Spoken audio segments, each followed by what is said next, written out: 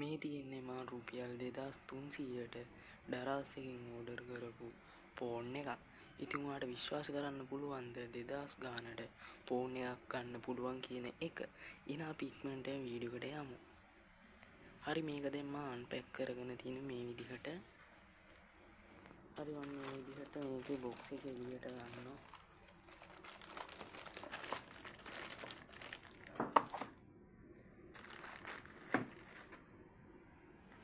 හරි, මේකේ නම තමයි Nokia 105 4G.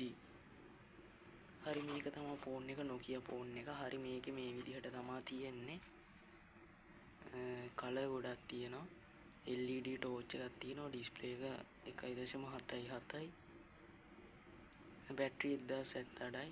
Nokia. හරි, Nokia ෆෝන් එක 15000ක් විතර වෙනවා. ඒ ඩරාස් එකෙන් මේක ගත්තේ. මම පෙන්නන්නම් ඔයාලට ඒක. අන්තිමට ලින්ක් එකක් දාලා තියන්න.